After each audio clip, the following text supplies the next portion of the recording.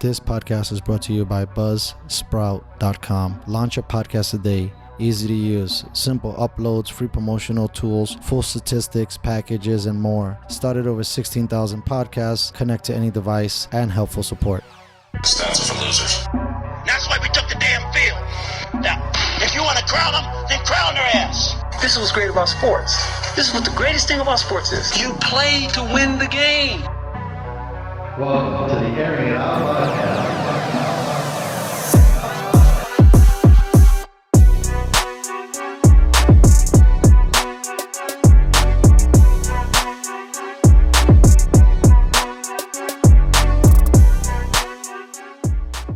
Welcome back, guys, to another episode on the Airing It Out podcast. I am blessed and lucky to have Anthony Roberts on the show today, sound engineer, music guru, guitar player.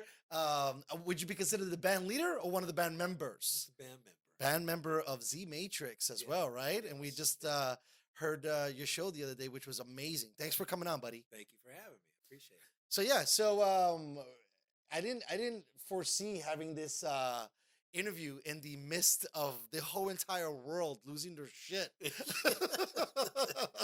I have no idea what's happening right now. This is crazy. Yeah, it's pretty nuts everywhere. People are losing their minds, It's like, oh, man, wait a minute. It's not a TP disease. It's a breathing disease. Well, that's the thing, too. I think that there was a lot of misinformation and just got people all wild up. Our media doesn't help at all. Well, I feel like listen, there's got to be some level of collusion here, bro, because those media groups are owned by really, really wealthy people who have some juice, and they're like, here, read this, and make this happen, and say this, and yeah, we got to stir up some business. Yeah, for real. It's like Black Friday on steroids. Buy everything. Yeah, right. Toilet paper, water, and bread. Right. Dude, I got to show you. Sorry. Crazy. Have you went to the store guide? Whatever you want to talk about. I'm not afraid to drink out of the sink. Yeah, that's what I don't understand. What happened? Is the water from the faucet that bad? No, I drink out of the sink every day. I have my bottled water, my jug. I have my big 5-gallon water dispenser, but I drink out of the sink a lot. Not, big gulps of it, but I still have small little glass of stuff out of the sink. There's nothing wrong with the water. Well, the crazy thing for me coming from New York here, New York has really great. They have great tap water. Tap water is unbelievable. Yeah. The one thing I never liked about San Diego, the water always smells like sulfur. Yeah. Because there's an element, an agent that they put when they try to cure the water, because we're so far south. It's hard water. We get all our water from the Colorado Rockies. Is that correct? Well, actually, it comes from north down the aqueduct. Well, I think San Diego gets it from the Colorado River, and LA basically gets it from northern California via the viaduct. Right. Yeah, so you get the water from was it Mono Lake? That's up by Mammoth. Okay. They get up there, and then Shasta. All those mountain places. But I think San Diego mainly gets their water from the Colorado River. Right. That's what I've heard. Yeah, that's pretty good. So, but by the time it comes down all the way over here, who knows what impurities it gets? Well, they process it. Yeah. They process it all and add their chemicals to it, the chlorine or whatnot. But I've noticed the difference between the water in the LA area, Orange County and stuff, that it's not here. You don't smell the chlorine as much in San Diego. I used to smell it coming out of the tap up there. You could smell the chlorine. Here I don't. That's why I drink it out, in the mornings, I'll take a little glass of water with my vitamins, and it's fine. Yeah, it's like water tastes fine. I have no idea what's happening right now. Yeah. I've never been a part of anything like this. So I have no clue to what are we doing. That's why the pizza in New York is the best, right? Because of the water. Yeah. There's I forget what other agent they put. It's not. Oh, it's fluoride. Well, yeah, they put fluoride in New York water, and my cousin is a stickler because she makes her kids drink the water so that they could get fluoride. But I heard that fluoride isn't good. Well, it's good for your teeth. That's what's in the toothpaste. Right. So, but I think that's a problem with people's teeth. Maybe is they don't drink enough water to get that. So it depends. It's here and there. People. We don't want to get too much on this. I wanted to ask you. So, how was the last show that you were on the road for? You hit a couple of different cities up, right? Well, yeah. Well, the last show that was supposed to do, everything's canceled. Right, Yeah. that was the show me and Tabby were gonna go to, right? That was another show that canceled. That's a different one. The stuff I had some stuff cancel a couple weeks ago, because of all this. The festivals have been kind of like the first festival I heard cancel was South by Southwest, Right. and then it just went downhill Yeah. from there. Right. And Stagecoach Coachella. everything. Even this local band I work with Friday night, we were supposed to do a show over in Bird Rock and canceled. And I'm like, Where you guys want to do it at Bird Rock? that was Friday night. No, I know what place. Place called Beaumont's. I love Beaumont's. I knew you were gonna say that place. That place is awesome. Yeah, it's a good place. It has a lot of cougars and milfs. Yeah. Well, there's a lot of fun people there. Yeah, they're very chill. First of yeah. all, the atmosphere is great, And right? the food's good. The food is phenomenal. The drinks are great. For the Yeah. most part, the bartenders are pretty good in the sense Yeah. like they engage you Yeah. and stuff like that. And then they play music Saturday and Friday nights, Right. which is great because Yeah. I think we talked a couple times off air. Not that many places do the local, And this is music scene. one of the few bands that are in there that play original music. Most of the bands that go right in cover, there right? are all cover bands. And this is one of the few bands, and they've been in there a few times. And great band, good music. I'll give them a slight plug here. Yeah, go ahead. What do we got? Offshore Drift is the name of the Nice. band, and but good guys, good music, and it's just a big, nice party band. That's cool. So, Yeah, that's a great spot. I love that spot. Yeah. It's kind of hidden, and Yeah. only you know what I like about it the most because it's kind of in PB, but it's Bird Rock, right? Yeah. There's adults, right? So you don't got to worry about the dude pounding all the shots and trying to get into a fight, and like Crazy. you know what I mean. Like it's Yeah. nice to hang out with 35 plus. I never thought Yeah. I'd be ever say that Yeah, as a an adult, but it's nice when you can chill with people that know how to handle their liquor, know how to handle the atmosphere. It's a nice thing to be said on that behalf. Yeah, not a lot of college or military No, hanging yeah. out there. It's Right. generally locals. It's everybody that lives in Bird Rock. And Yeah. I've always loved Bird Rock, that ocean, and then like Yeah. kind of that drive through. Yeah, and I think it's more a part of the La Jolla. Like 100%. Yeah, You see most- more yeah. affluent people. You Yeah. know people that are more. They got their shit together. They have Yeah. jobs that pay really well. Right. I've met a couple of people in there that were just like spot on. They got their shit together, their life, they're doing well, and so on and Yeah. so forth. It's a good spot. Yeah, I love it. I like the place, and yeah, it was too bad that they had to cancel that. But those guys were afraid to be in a close proximity, because not everybody is conscious. Maybe now they are, of covering. Or I was like, well, hey, I got a little sniffle. Maybe I should stay home. You don't want to go out. Have some drinks and start hacking all over the place. That's never good. So, Yeah, especially when you're drinking out of a glass. I went out last night with Tabby, and I was like, I refuse to. She did it because she's renegade, but I was like, if it's not a bottle, I ain't drinking it. I'm pretty much like that when I go to place of taps. If I know the place is clean, and I know that and then that's no problem having a draft beer or something. But yeah, I like the. I always watch too. They gotta have an industrial machine. They have an industrial washing machine behind there. You're safe because all that stuff is getting regulated. Sanitized, yeah, Right. Yeah. So, pretty nuts. So the last one when I hit you up because I had talked to you and reached out to you asking you if you did Adobe. What was that trip that you were on? You were with the Femmes. All right. Violent yeah, Femmes. The Violent Femmes. Yeah. Just yeah. for the kids that don't Right, know. Right. So, but you were with the Violent Femmes. Was you just with them, or were there other bands? And what was the concert? Mainly, I was traveling with them, and I'm trying to remember if we were touring with somebody. Oh, that's right. I think You guys did. were, right? Yeah. Well, we had local support in a couple of towns, and then, but generally, that's what it is.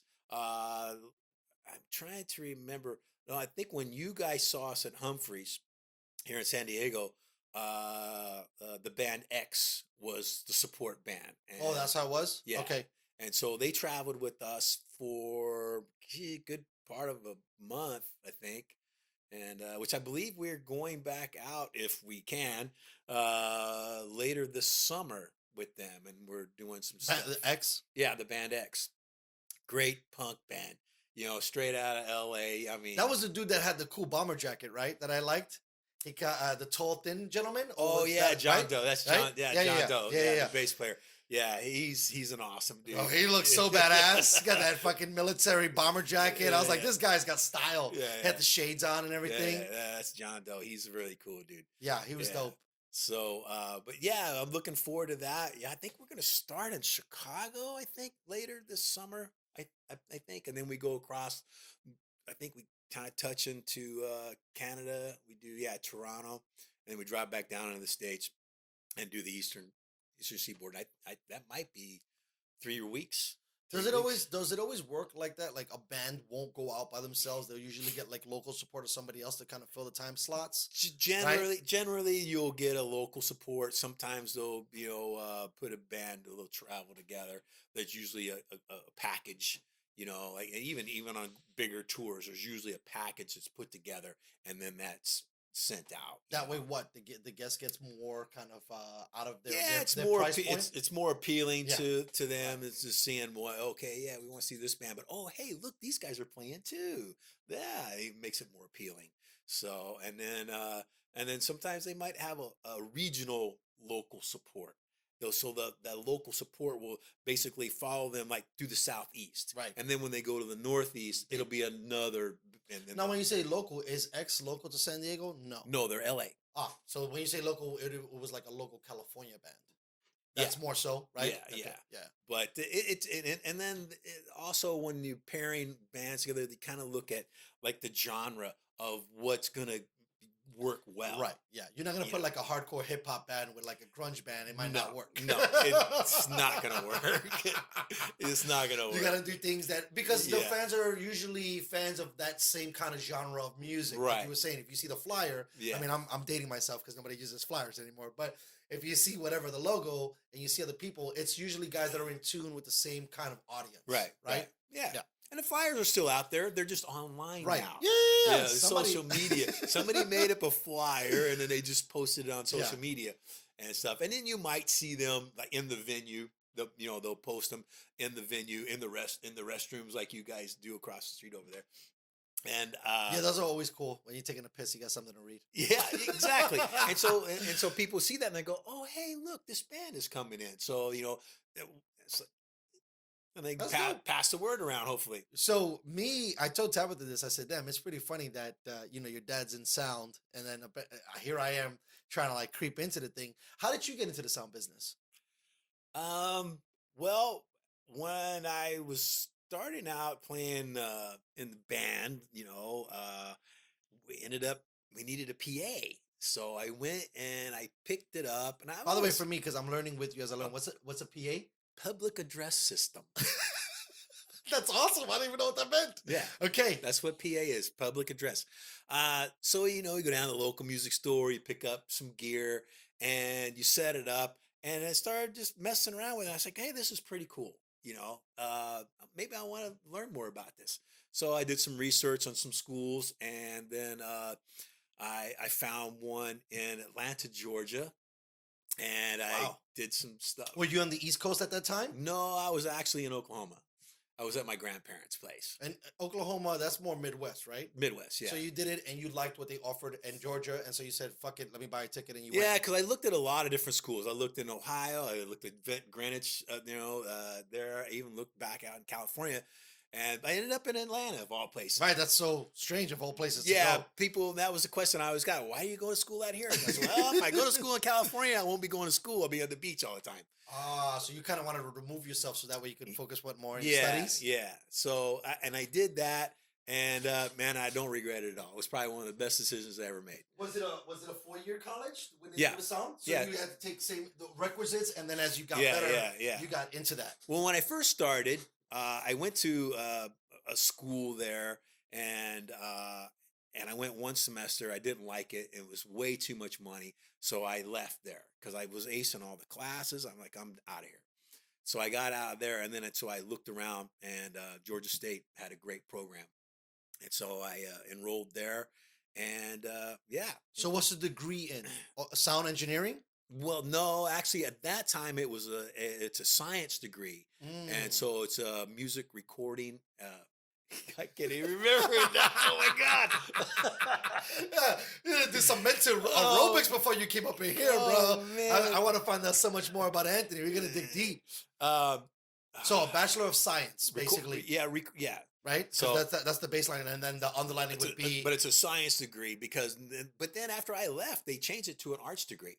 And I was like, whoa, really fortunate with that one. So Because the science holds a Yeah. little bit more pedigree than an arts yeah, degree. well, so it's commercial music and recording is the degree. Gotcha. So basically that, you still got to take all the prerequisite stuff, the accounting and stuff. But it was good because I learned a lot in copyright.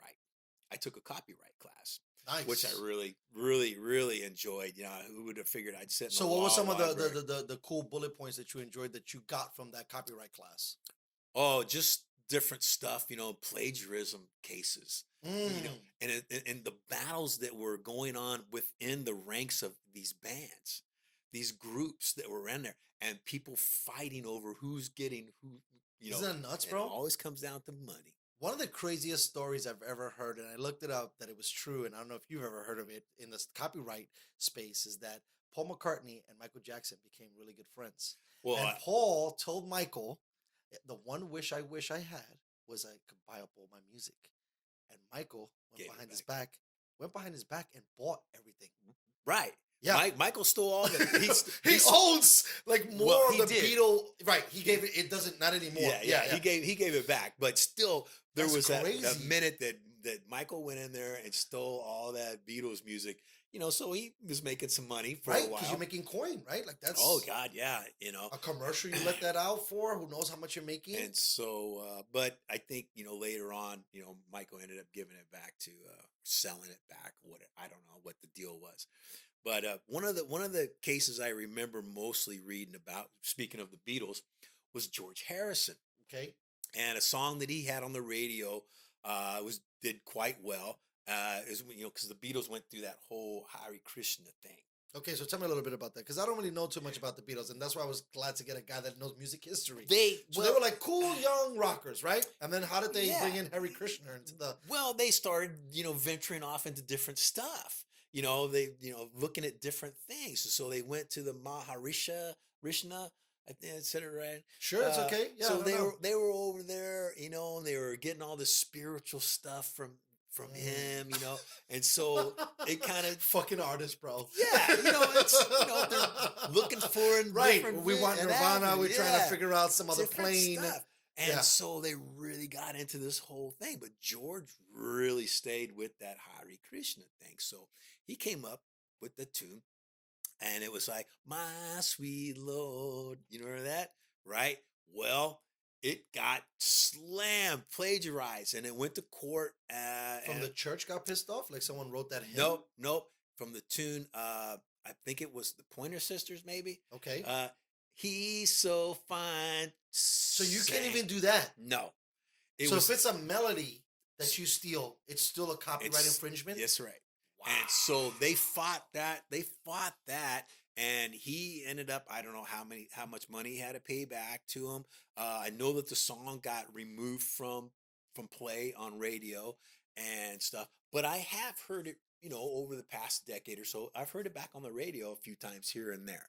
So whether or not it's that money goes to the Pointer, I think it goes to the original artist, because that melody line, they proved it to be theirs. It's like, no, there are a lot of melody lines that are out there that come really close to somebody else's, but they've changed the note here or there to kind of keep it out of that plagiarized area, and even though the words are different, but there's that fine line, on, hey, no, you stole this.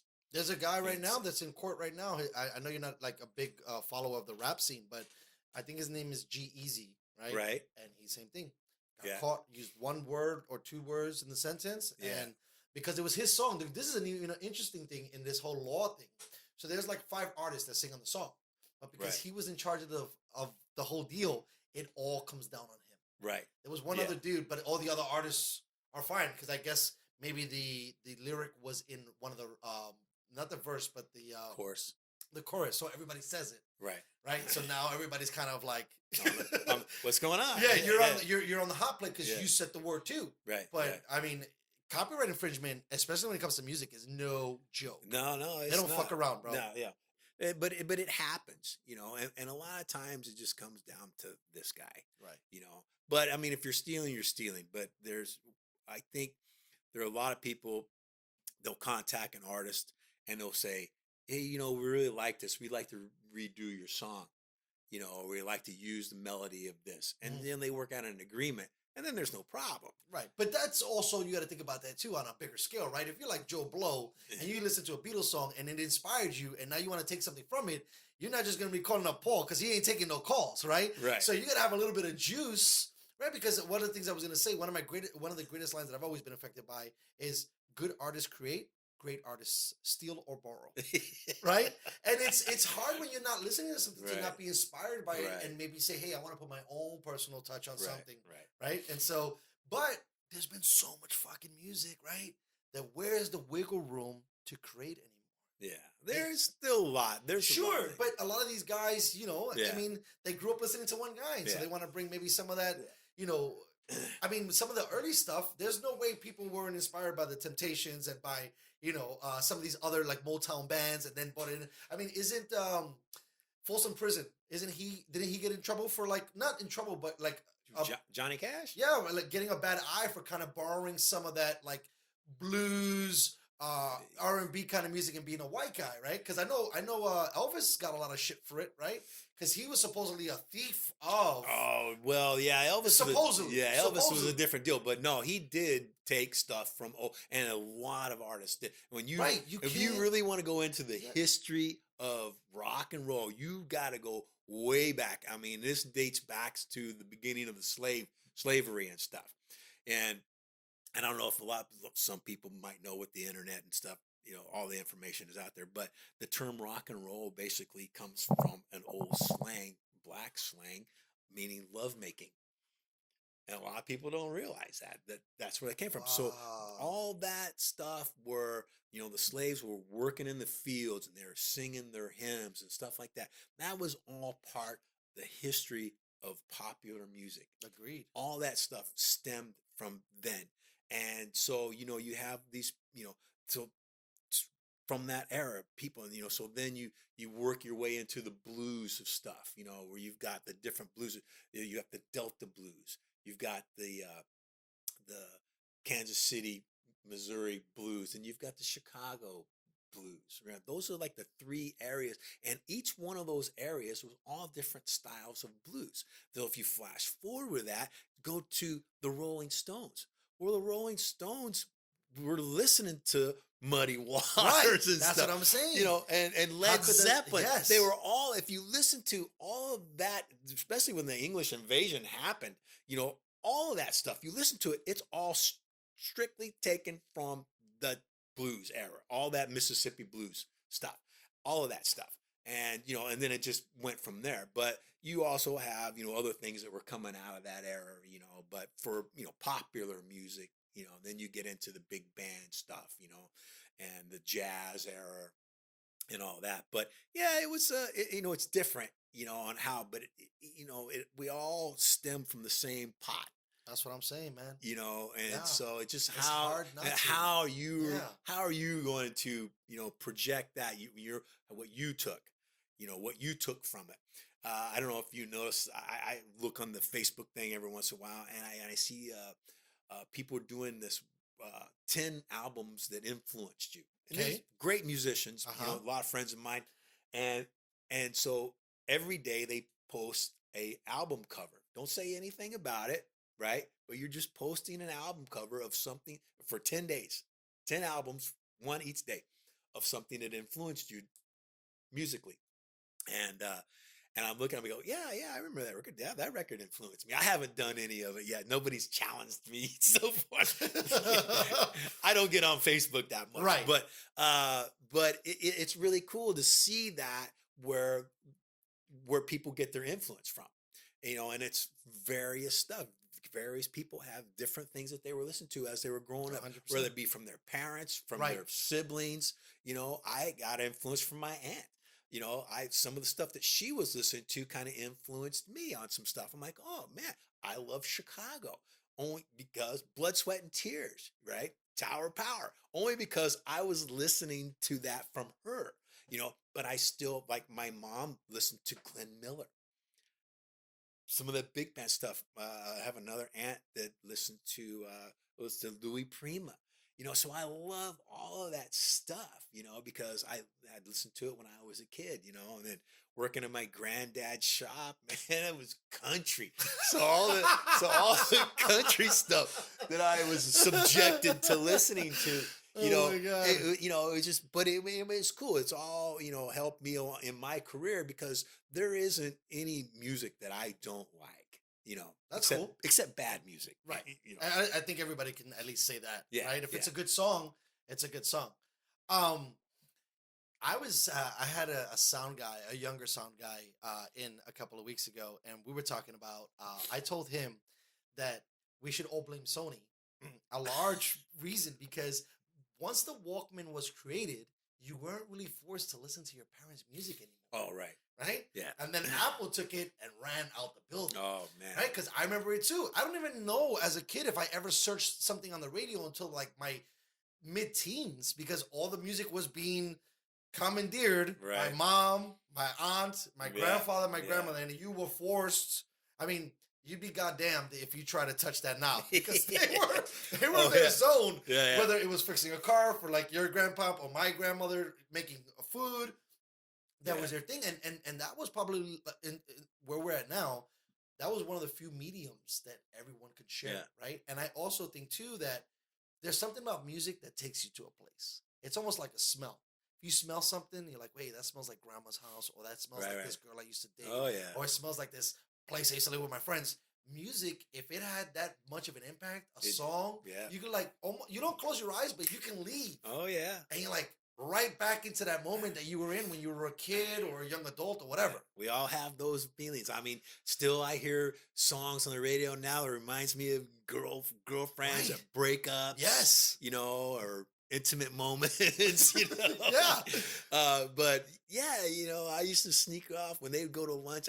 First thing I did was change the station on that radio in the shop, and they'd come back and, what is that crap? So what were you like listening to when you were young? What were some? So you had all these guys listening to, this kind of music.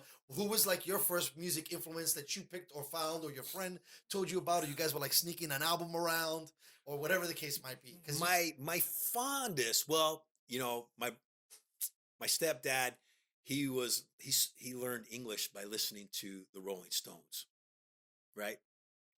So Wow. he used to sit and listen to the Rolling Stones records and learn to speak English by listening to Rolling Stones records. He loves the Rolling Stones.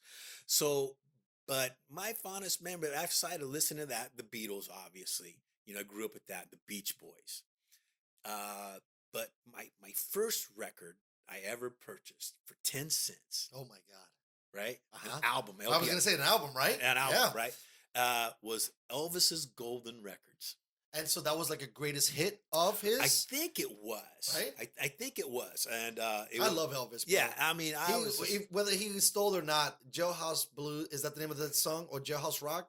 Or I forget what the name of the song is, but it's great. Jailhouse Rock, yeah. He has like 4 or 5 tracks that are just money in the bank. And and then his whole charisma with things. Oh, come on. The hair, the movement, that going on with Yeah. the stuff that was happening in the US musically. What did we have? Pat Boone. There wasn't anything like Right. that. He was So when this groundbreaking. guy came out, people were losing their mind. And then what was the answer to him? The Beatles. And Was that kind of like the first, I don't even want to call them a boy band because that would be insulting to them, but like the first united band that kind of came out that blew away the nation, yeah. right? Yeah. Outside of just being the, Elvis, doing the whole thing, when the Beatles landed, man, it was chaos. I mean, you could see the videos of it everywhere. People, Girls screaming. losing their minds, losing their mind. Yeah. But they were doing that to Elvis too. Right, They were right. doing the same thing to Elvis. And but American popular music needed that. There wasn't anything else, because this white bread thing, and Elvis, he was like that transition between white and black, because of the racism, people, oh, no, we're not going to go watch some black group, Right. but then you got Elvis bringing that forward, and so it kind of transcended that thing. And then, next thing you know, you got James Brown hitting it, I was like, come on, Great stuff who too. doesn't love Great James stuff Brown, too. man? But, and then it just went on from there. So it was a lot of good stuff. But What year were you born in? that's a personal question, man. Okay, so let me know, because I'm just trying to think. Remember this. All I right. was little. I was very, very, very little when Kennedy was assassinated. Right. That's why I wanted to ask, because there must have been a crazy movement in the 70s with all these different bands coming out. Right. Right. Like they changed, and they were like political bands, and you were saying the Henry Kissinger stuff for the Beatles. They even got a little political because of the wars that were going on and all these different things. You had a lot of things that were happening. I mean, you got the whole Woodstock thing that was very political. With that was that was late '60s, right? So I think that might have been a change then, right, when it really started getting political. Yeah. If you look at music back in the 50s and the early 60s, it was more, of things that were going on. People were being happy, the hop music, It was like the last time everybody was happy. Richie Valens. Yeah, come on. Going to the mall, getting milkshakes, and everybody hanging out, your Bobby socks, going to the dance, Yeah, everybody on rollerblades, all the nice cars, going to the drive-in. Buddy Holly singing about his girlfriend, or cruising in your car and stuff, and then you had the war, and then the next thing you know, it's like, peace and love, man. And then there was the explosion of Hendrix, with psychedelics. People really was he before, after? Because I wanted to ask you, because Tabitha talks a lot about your music IQ, and she has a pretty high one too from being your daughter. Pink Floyd, was it right around, or Hendrix first, then Floyd? Was Floyd more towards the end of the 70s? No, Hendrix was... No, Hendrix I know was earlier. 60s, but the Floyd started in the 60s. Too? Okay. Yeah, they were mid-60s when they came out. They weren't really that popular at the time because they were really psychedelic back in those days. When you say that about music, what does that mean? Like no point in the way we're going? Well, no, I think that they were just doing something different. Something that was, obscure than the straight basic blues stuff. Now, was that with changing pedals and stuff? Were those guys using that, or the sound itself was original? That, what they were playing and how they were playing it, how they were producing it. I mean, you listen to some of their earlier stuff and you're just going, wow, that's really out there, And I get really amazed with the music, the production of it. I was like, wow, they were making this in the the 60s. So much it was 8-track type of deal, but later on, it just, you were like, wow, man, like in the 70s, where you look at the stuff that was being made in the 70s, how they were producing it. I was like, man, that's ingenious of what they were doing and how they were making it sound so nice, so fidelity, of it all. I mean, and then it's just gotten like what we're doing here, right. Look at this would never be like, what? Right. I know. It's like, this kills me because, I really, when I was in school, I thought, man, tape editing was gonna be my thing, man. I was just about to ask you about that too, because having 8 tracks and then switching to tapes, and then the switch from tape to CD was so quick, right?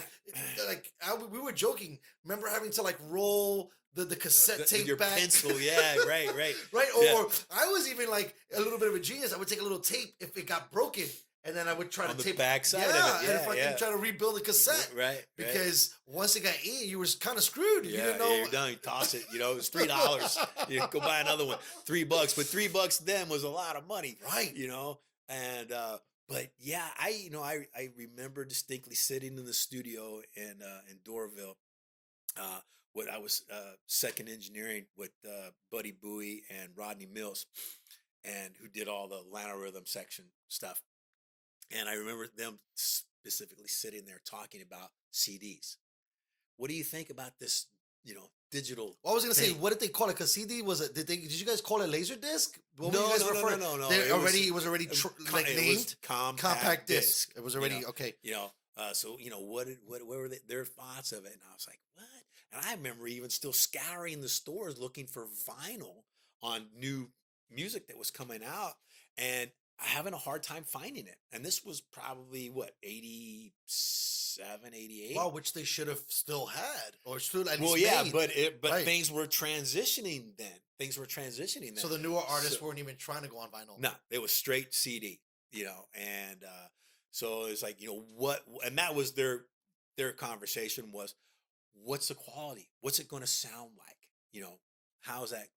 Could you tell if you played a cassette versus a CD? Was the sound different? Versus, because I know a lot of these hipster kids now, they love the way vinyl sounds, but that crackling always bothers me. Well, the thing. Well, I think why people are going back to vinyl is because now you're getting the full dynamics of the music, whereas with compact discs and MP3s and all, everything's so compressed, you don't get the dynamics. It's just, there's a song. Now, yeah, depending on your record player and how well you take care of your vinyl, the cracking is there or not. Is that a byproduct of you not taking care of your thing? It shouldn't crack? It's just dust. That's all that crackling is dust. So when you hear that shit, that means somebody's not taking care of their instrument. Right. They're not cleaning they're not doing their thing. And so, but I think that's why people are actually going back to, because they go, they get a taste of it and they go, wow, that sounds really good. And so now you see an upswing and people putting vinyl back out again, which I think is great. I love vinyl, and a friend of mine who's a big vinyl collector, we were listening to, he's got a couple of nice turntables in his house, great record collection. And we were talking about, taking care of your vinyl, it's like, well, that's what you need to do. You got to clean it. I said, I still have my old disc. They call it a disc washer. I still have this in a box in my garage. I said, you know what? I'm going to give it to you, because he doesn't have one, but he takes care of it. But what I was getting to is that with the vinyl, you open this nice big artwork. The presentation is beautiful. The artwork, when you fold and then you open, you look at it. You used to get posters in it. Yeah. You could see the words. The packaging was amazing. Yeah, and with the compact disc, you don't get any of that.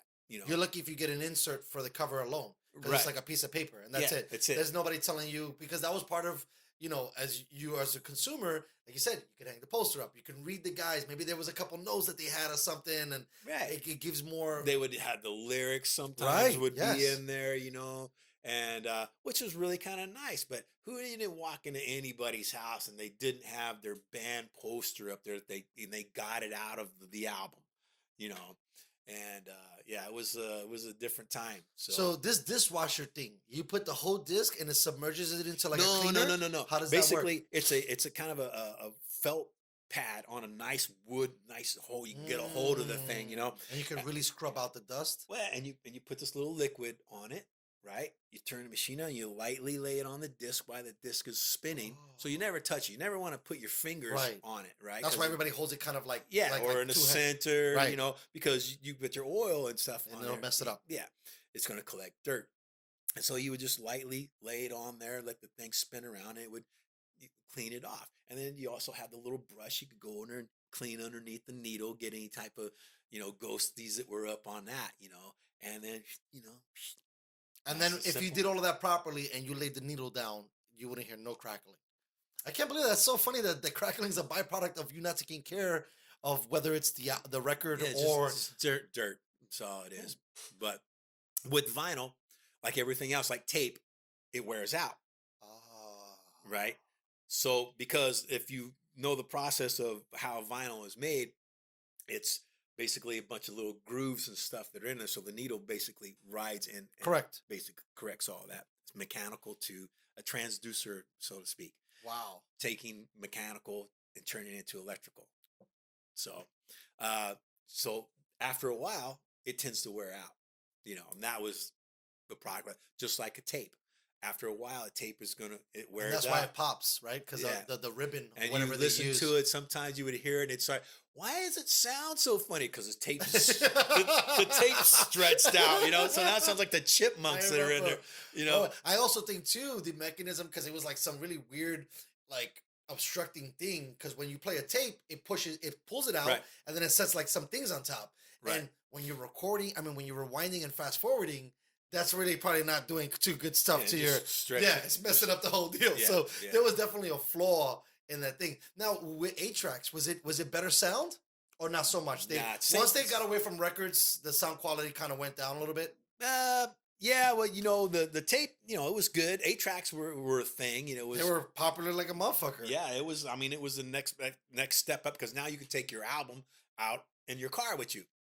Oh, that's why that got invented. Yeah, and so Music to go. Yeah, First. that's basically what it was. And then the cassette came along to basically replace the because that 8-track thing was so big, you needed. Yeah, it was a good sized box. Yeah, it was almost like a VHS. Yeah, a little smaller. Right, but kind of bulky in that regard. Yeah. So it was hard to carry that around, and then the cassette came around. So, oh, hey, this is great. Just a little bitty thing. Boom, pop it in there. It was great. It was easier to find tunes, I think, on it. With 8-track, you had that little piece in there. You used to have to click, click. You could hear it click and to find the right stuff. But with like I say, with the advent of digital stuff, it just made it so much easier. And when I started touring, I remember thinking, I'm going on the road for 3 weeks. What am I going to take with me? And I had to go through my CD collection because I had my little disc player or whatever I was carrying at the time. Yeah, the Discman. Yeah. Oh my God. And I was like, okay, what am I going to listen to? Because you're laying in your bunk or whatever. What are you going to listen to? Kill the time. You're sleeping, you want to go to sleep with some music or whatever. And I pick it up. And then the Apple iPod came out and you changed the game, bro. And it was like, wow.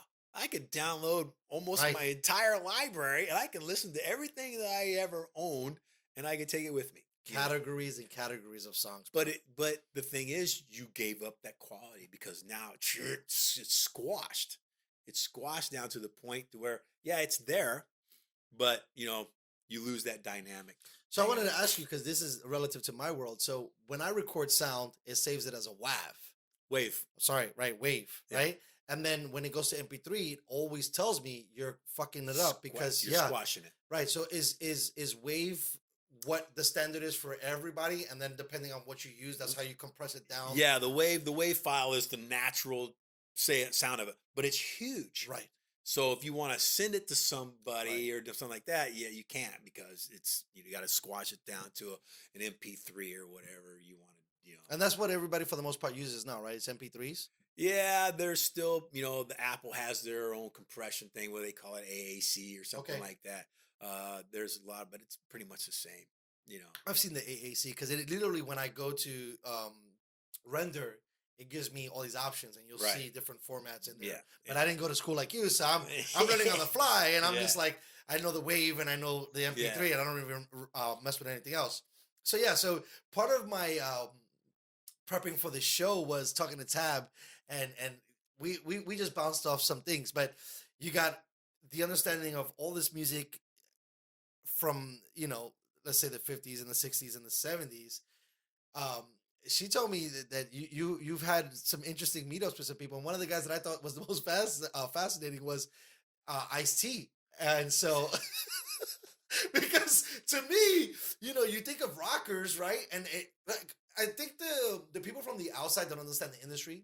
You're a musician, you're an artist. So they're all musicians, they're all artists. Right. When you're outside, you start to separate things as groups, right? And genres. Right. So you're like, well, there's no way the rap guy likes the rock and roll guy, but that doesn't matter because they look at each other as artists or musicians. Right. So did you have a good Ice-T story or nah? Good stories. I mean, nice guy, and he seems like a gem. Yeah.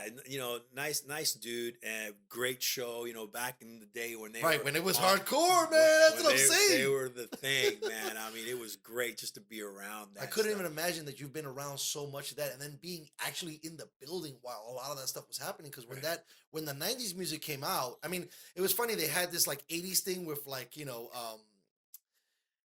more of a political facade, but not so hard. Right. Once the gangster rap kind of came into the building, it blew the hinges off of everybody's shit. F the police, whatever. Oh my God. Yeah, did you ever get a chance to work on any with those dudes? Yeah. Really? Oh my God. Well, was it ever scary or anything like that? Because they were pushing back hardcore. Yeah. I think the one time I got kind of nervous, I was at a club in LA and I had the opportunity to mix the show for Public Enemy. Was it Public Enemy? No, right.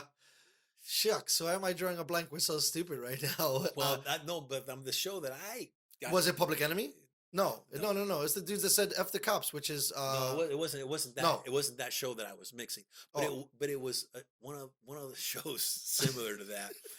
And needless to say, I'm a minority in the building, right. and I was like, man, I gotta make this shit pump because I don't want.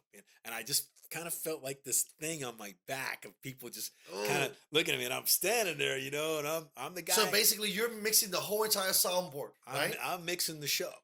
So Just it's like your friend you showed me that was up top when we Yeah. were at the Fems. right. You're there. That Yeah. used to be you. Yeah. And so I was doing that, and it would just I just you could just kind of like sense something like, man, this got to be right, Oh my God. because it's got a little bit of a pressure, making it right and not saying something. So when you say making it right, right?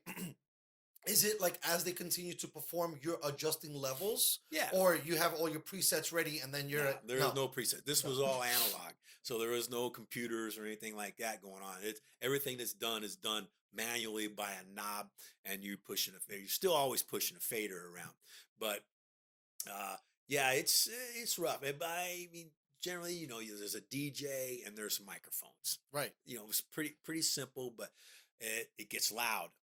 It gets really loud. So being able to keep it controlled, where it doesn't get out of control, and it's still, everybody's happy. Are you a little bit like me where like, if I go to a bar or restaurant, I'm already critiquing when you go into places that are playing music, do you already like, man, this guy's blowing this or not putting that? Because it seems like a lot of places don't really understand. Like there's one thing to be loud, but then there's one thing that it's not really, I'm not even Right. hearing it. Right. Yeah, Right? that's pleasantly loud. Right. Like Yeah. where I can still hear the vocals. Like sometimes I go to shows and like the audio is higher than the voices. And Yeah, at times I'm yeah, like, yeah. well, I want to hear the guy's voice too. Right. Yeah, Like there's yeah, never, Yeah. for the And most it's- part, for me, I've been to a show where, I've been to maybe a couple. The rap ones, the big ones, when they have all those tours, they make sure they get a guy in there that's Yeah. doing what he's supposed to do. But it seems like some of the rock shows that are kind of smaller, and the same thing with the rap there, the music drowns out the artist. Right. Yeah. That's why I've never sometimes- liked to go to concerts that much. Yeah, it's a fine line, I mean, there are a lot of good engineers that are out there. Sometimes you have a bad night. I mean, I've had off nights So myself. what's an off night to you? Like you tell me what music, everything's going good, and then what happens? Well, and sometimes the room or something where you are, and you could be off. I mean, I've known guys where like, yeah, I was a little off, and then some people are like, dude, it sounded awesome. But that's just you critiquing yourself. Right, because you listen to it so much, you know what it should And sound you're, like. and you're like, you know what? No, I know it could have been better. I was having an issue with this or something. It happens. It happens a lot of times. But yeah, there are some guys that shouldn't be doing what they're doing. You're kind of like, what are where are you? Did you forget to get off the bus or something? Now, are you mic'd into it? Like, are you listening to it from a headset, or you're listening to it from both from a headset and what everybody else is listening Yeah, well, to? if you got to I'm- gauge it, right? Right. If I'm mixing front of house, which is what the audience hears, I'm listening to headphones too, so I can actually cue it up an instrument. If I'm hearing something I'm not quite sure, I can go through it. I can use my headphones to listen to it individually Nice. and not disturb what's going on through the main speakers. Also, I can listen to that to make sure what I'm hearing in my headphones is Is what's what coming out of the everybody else speakers. is. And so basically, it's just a fine tune. Some guys use headphones, some guys have a set of control speakers on their. Mm. Okay, but usually when you're in a concert, you can't have speakers because you can't hear shit, right? Oh, yeah, well, there's still. Yeah. There's still time because basically it's a time delay. They time delay it. From the big PA speakers to the speakers that you want to hear, and you can listen to them.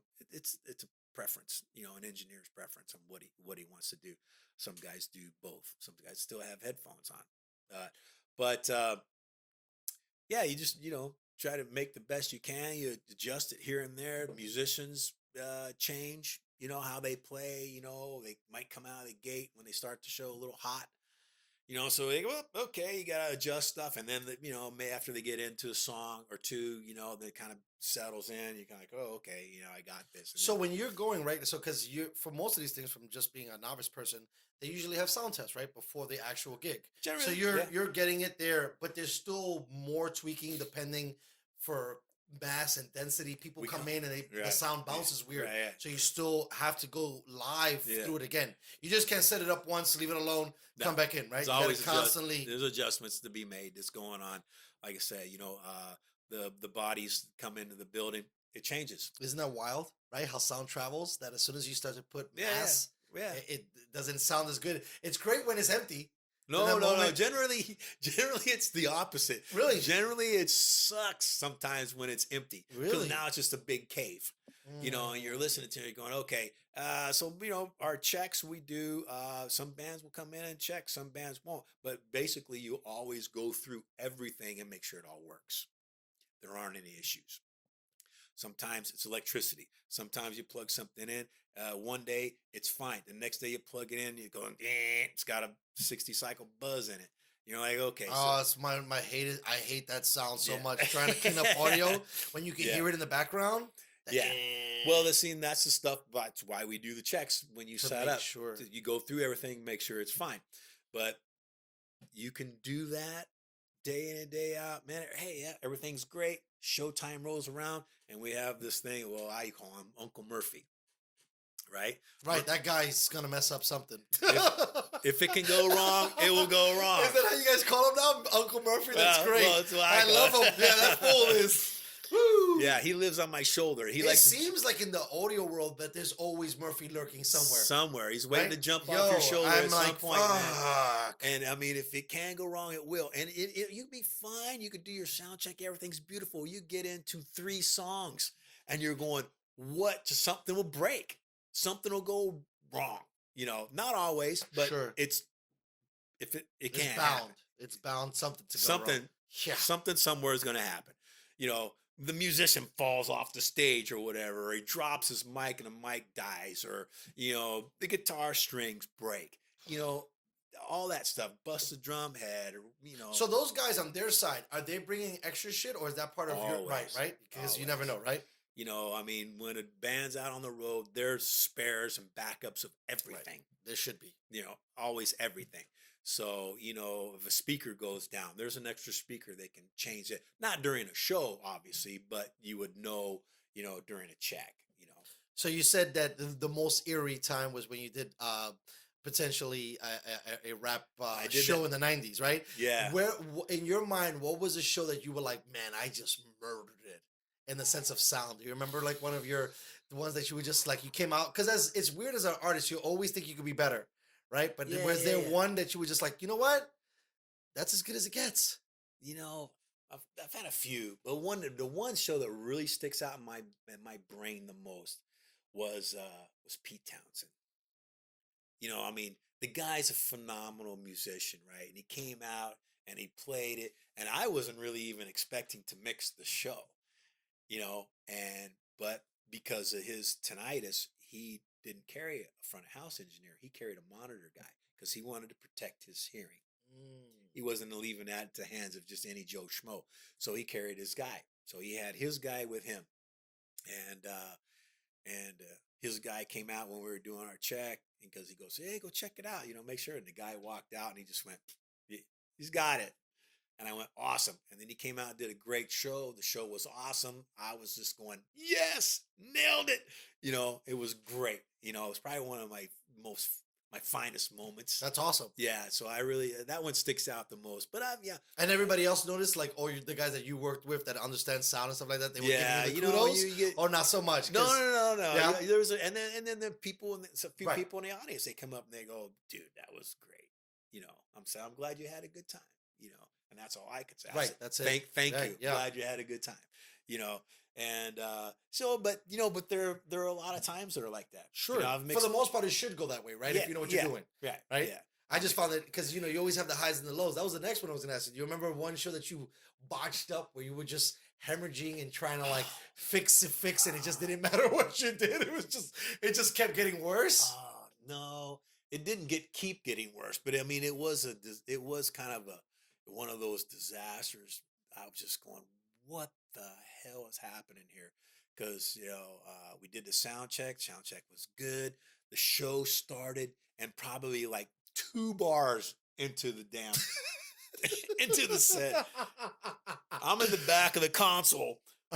pulling wires, trying to, and I was like, oh my God, it was a disaster, man. Now, so was the audio a disaster or the instruments, the audio? It was audio. Did it sound like an echo? What killed it?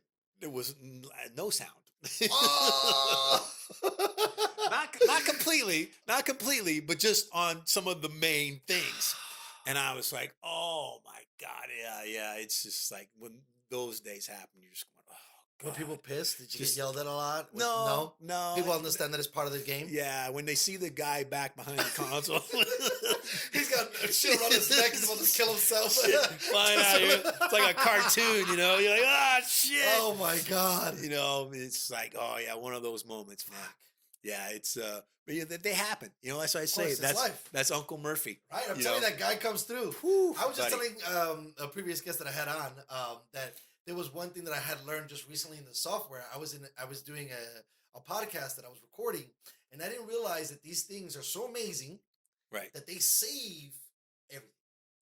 So even if you make a transaction or you do something within it, you can always go backwards because it remembers. Right? I didn't know that. Yeah. So here I am. We're recording the first segment. Everything goes great. I didn't pull the needle because I was in the same. Oh. So I didn't pull the needle to the end to let it keep going. Now it starts rewriting everything that we did in our first segment. No. And I'm letting it go. And it's like 30 seconds, a minute. And I'm like, when do I get the britches to tell these guys that I just fucked this up?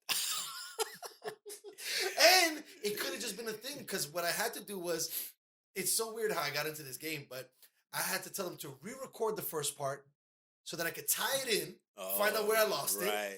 And they had to re-record the second part that they just did because they were in telling stories. Right. So when you're trying to capture that moment, you can't really recapture it. Right? When someone's in it. That's right. And man, I put my tail between my legs and I was just like, dude. And it would have just took one button where all we had to do was record the second segment. Right. I didn't have to re-record the first.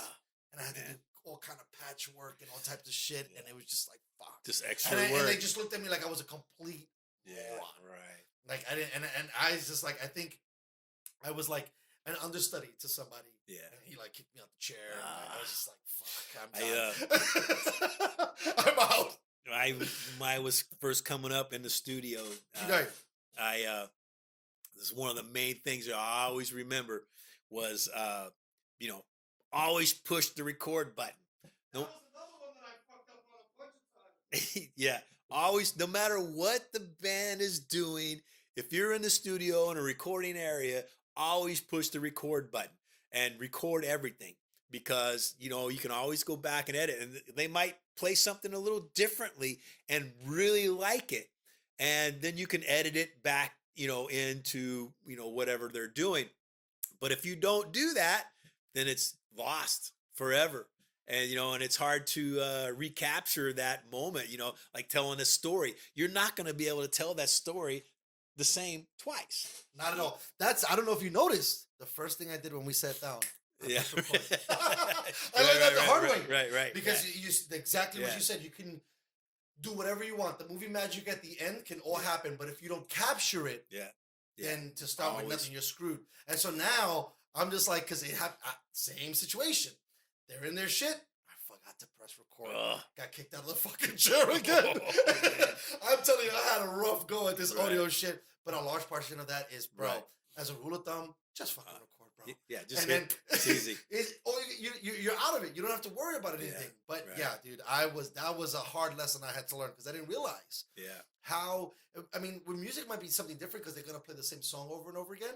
But if you're in the creative phase, like you said, you missed that. Forget about a fucking conversation because you could always remember that. What if that guy just hit this brilliant fucking note on his shit and he didn't even know how to get there, and he got there, he was able to listen to it back and know how to get there again. If he didn't capture it, you're like, fuck. And a lot of times it's not so much as the notes, but it's the feeling. Right. Yes. It's that feeling that's been in there. I remember a story about this poor girl, great blues guitar player, mixed her live many times, right? Awesome. I have live recordings of her just killing it. People wanted to take her to the studio and do a record with her. Hey, she couldn't do it. She'd get in the studio and basically freeze and couldn't really recapture what she Wow. had live. And one of the things that I learned, when I was learning all this, was that's the main thing as a studio is for, is to recapture that live situation. So you're trying to want to make the artists, while they're in the studio, feel as comfortable like a live situation, so they get that energy. So it's not just playing the notes, because you want that feeling thing. It's like in a comparison of Stevie Ray Vaughan and Kenny Wayne Shepherd. The kid grew up around Stevie Ray. His dad worked for Stevie Ray Vaughan, right? Stevie had that feeling. Yeah, it was a blues, but man, he had a way of projecting that thing. Kenny Wayne, great guitar player, right? But early on, now he's matured a lot more. But it's like, yeah, okay, you're playing the notes, but it just doesn't have that soul that Stevie had. Now he's a little, because he was 16 years old. Now he's a much older kid, great guitar player. And But in the beginning, it but could in be the something that yeah, stops some of the he could better play artists. it mechanically. Man, he was all there. But and that's the thing what a lot of people look for. Is that delivery, that soul, like in a singer. When they look at singers like Adele, Amy Winehouse. It's that delivery of what she had. Right. You know know? that they're building it from their gut, Yeah. not just singing the Yeah, refrain. not just singing Yeah. the words, whatever. I hear a lot of these R&B people that are out there singing stuff these days. The TV shows. Well, it's weird too, Yes. because like to flipping it, right? I thought it was the other way around. I thought the process was, I get a studio to make me sound amazing, and then we're trying to replicate that live. No. Versus No. you're trying to capture that same feeling, sound, Yeah. whatever, and then in a controlled environment be better. Because Right. I tell you, I've never, I don't think I've been on TV. But once you see that red light on, bro, something happens to people, bro.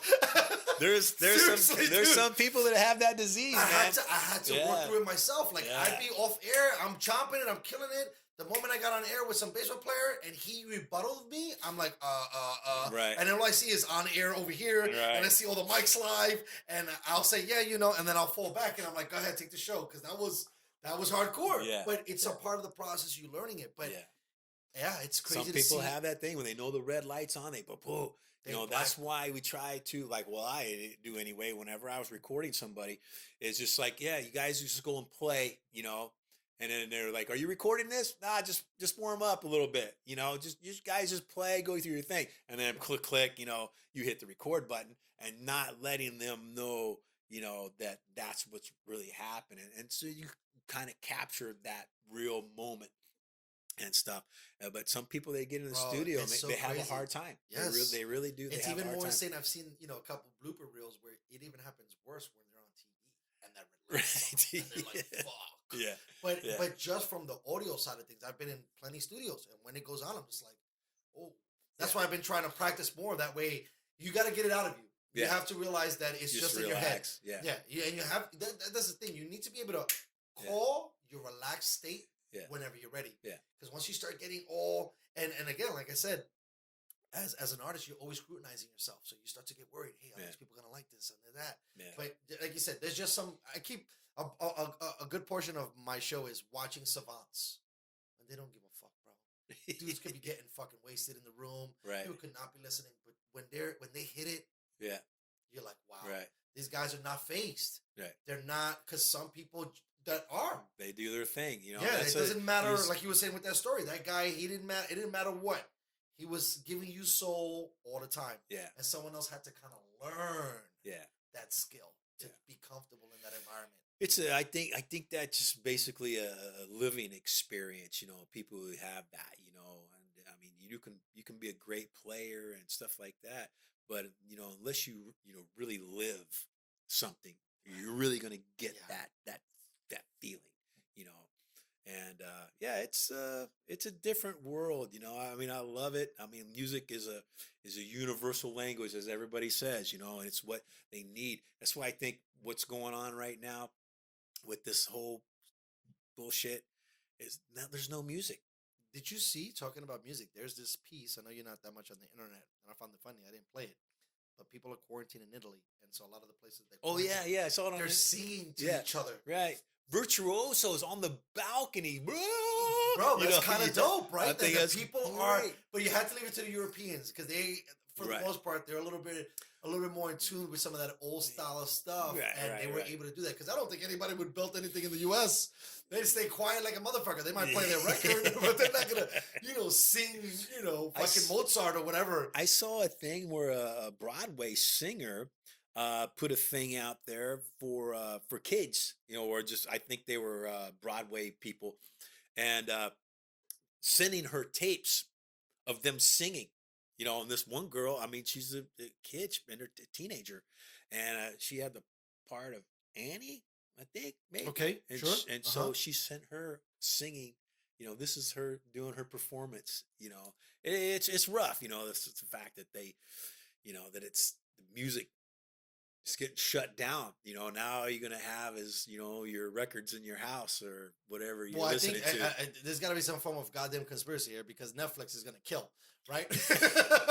So that's what we do now. We watch Right. media, Right. right? Like that's what I was saying. Right. When you guys were coming up, it was the thing to mom bought the new record or someone got a record. They played it for maybe the whole neighborhood. And everybody listened. And everybody came over. Hey, come on over, yeah, man. And we drank and we grilled together. Right, that right. was very much what you were saying, like in that slave kind of deal where tribes would play drums and it was a whole deal. Everybody kind of came together. Yeah. Now with some of these devices, you don't have to wait till your friends. Like I remember, I'm sure you too, where it's like, hey, Johnny's got the new album of such and such. We got to cruise over, man. Yeah, and you go over there and everybody's just like, oh my god, and then you play it again. Right.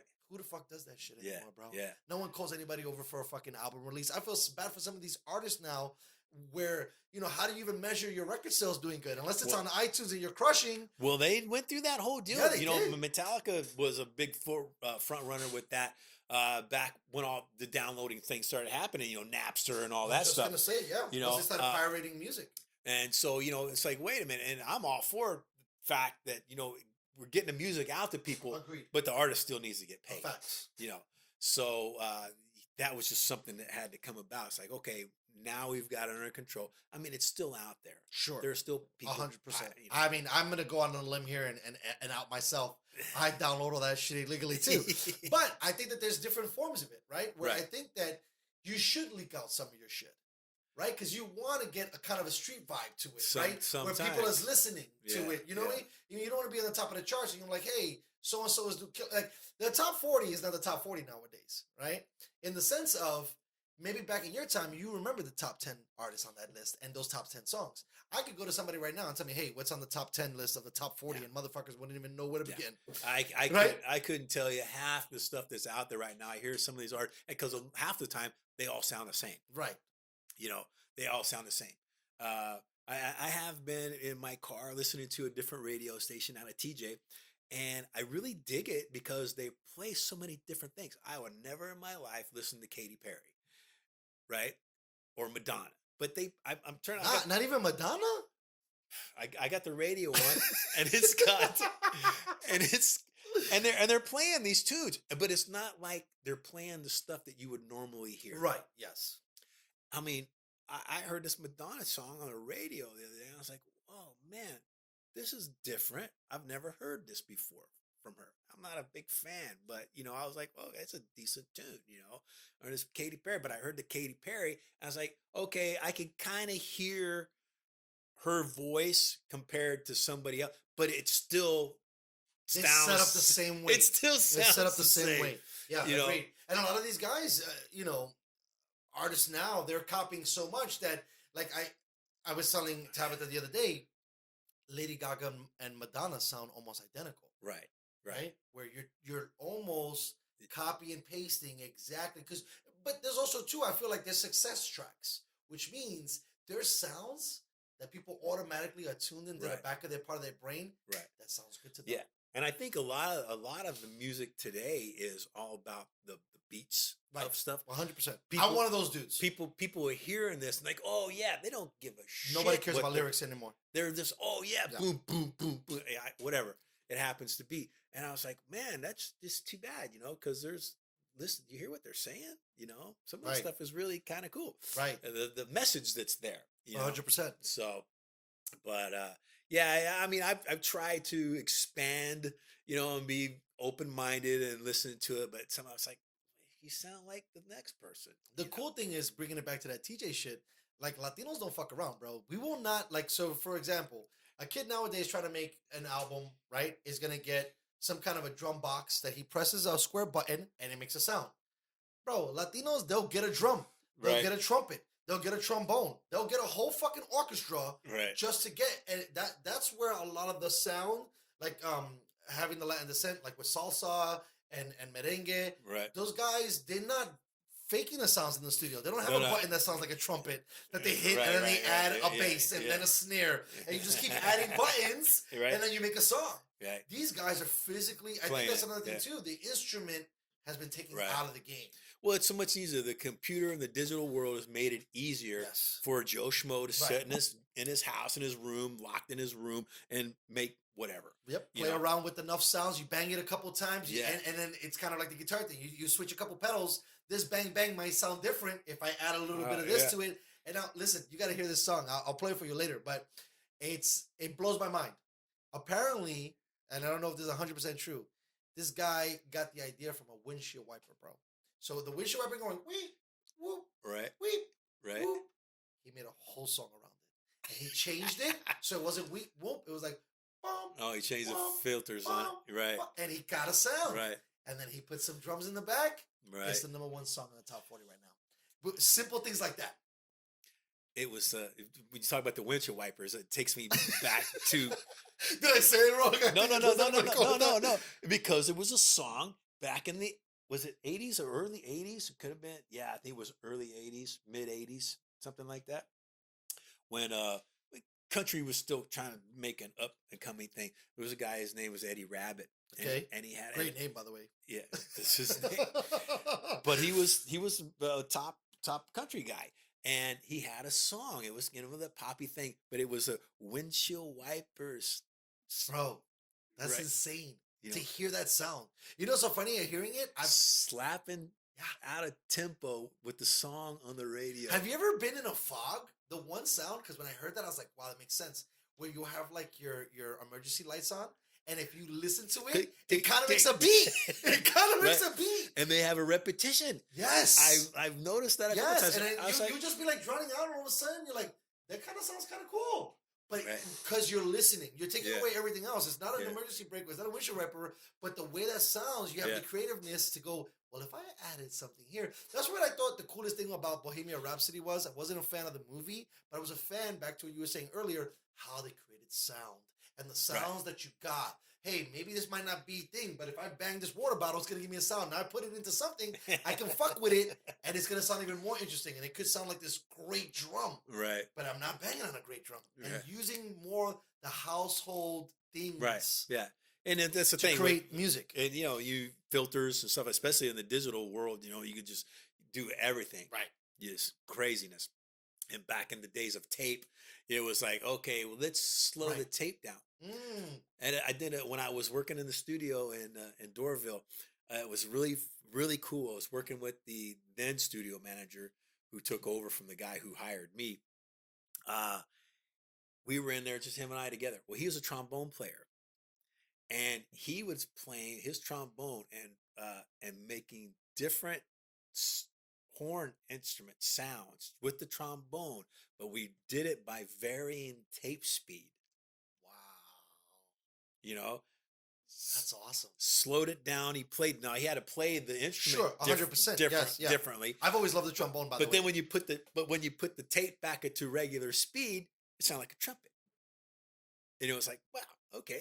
So we had 24 tracks, and we were just playing around with different tape speeds to come up with these different sounds and stuff. Where now you could just go in here and manipulate it with a couple of buttons, filter, boom, boom, boom, this and that. I mean, there's a lot more control because all you had was fast, or not fast or slow, but you had speeds. Right? A half a speed, a full speed, 1.5.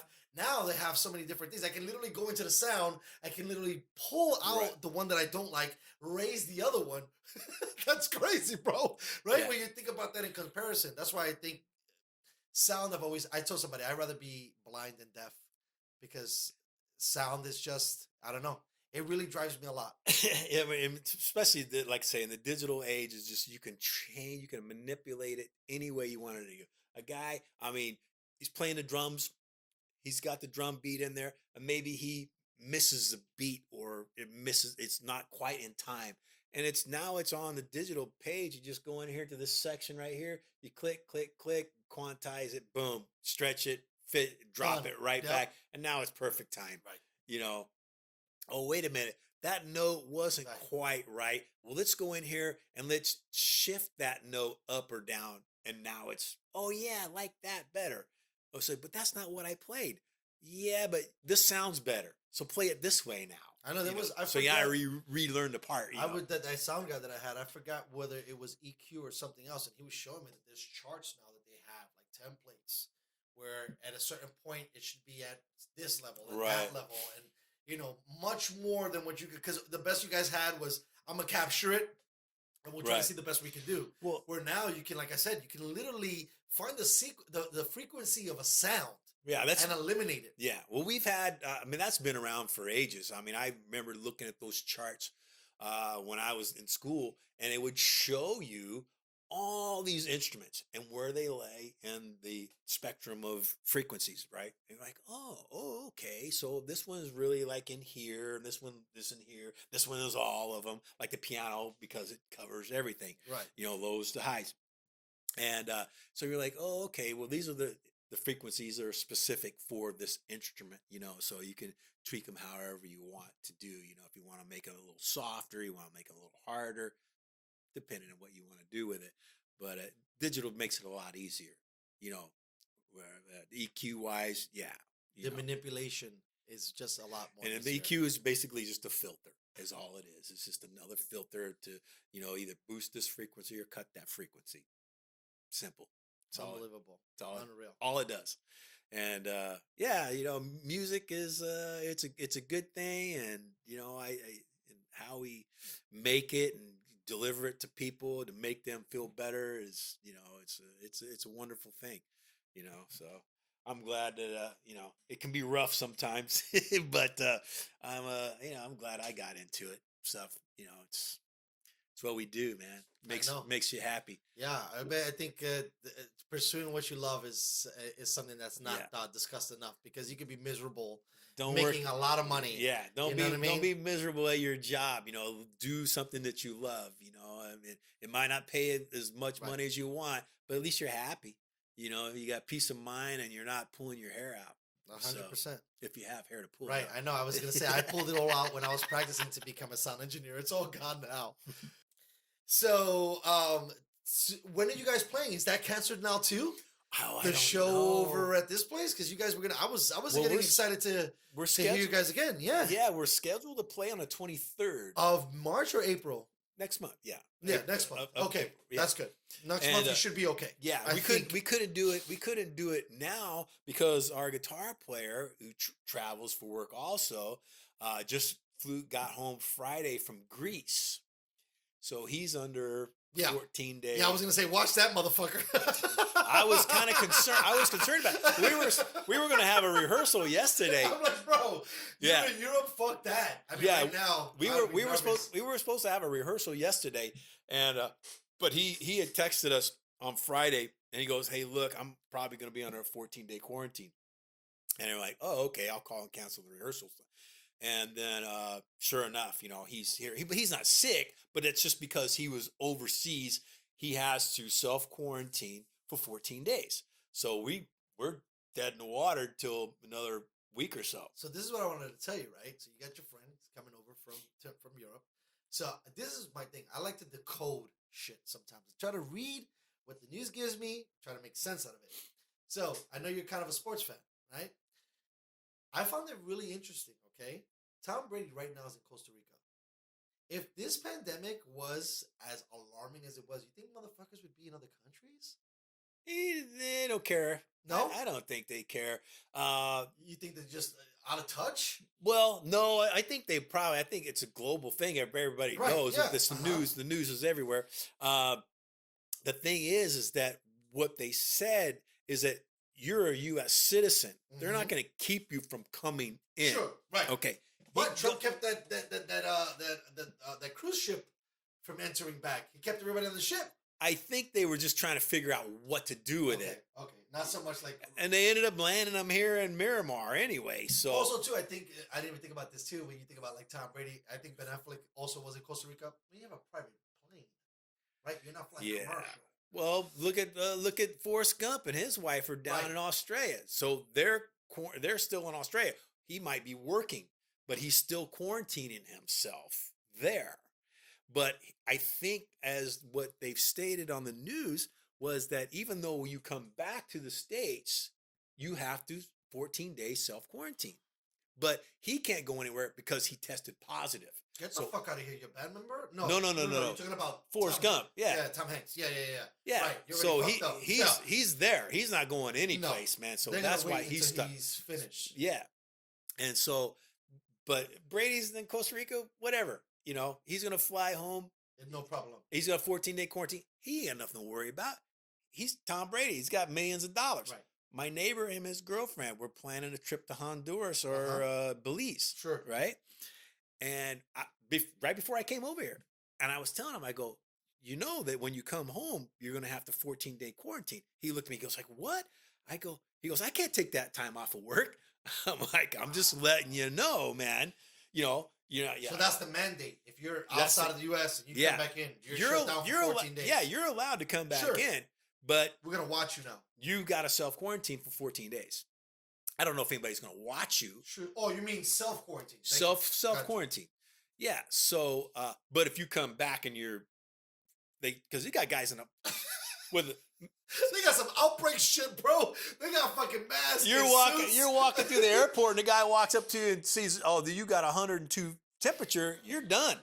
You're going to the hospital, man, or going to a plastic bubble somewhere. But so I said, check with your boss tomorrow, But because he's voluntarily leaving the country, right? It's not a job thing. If you come back and you've got a 14-day quarantine, are they going to give you your sick pay? That's a big question right there.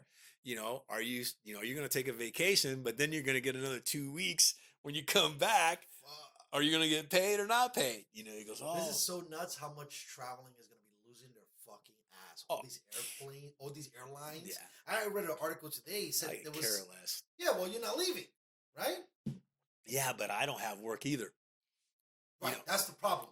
That's the other thing right there. It's like, who cares? They got millions of dollars. I got shit. Right. Well, 95% of America ain't got shit, right? Right. It's that 1% that's doing great. Yeah. Because they're able to figure out however they do it. I mean, it was so crazy. I don't understand. I feel like this thing has been fabricated so quickly. Because I literally see some actors and actresses in LA going to grocery stores and they bought one bag. Right? Meanwhile, back at the ranch, you got fools cleaning off shelves. Look, I wanted to show you this. Well, those are people that I think are just freaking out. Bro, look at this, bro. Look at this thing. Yeah.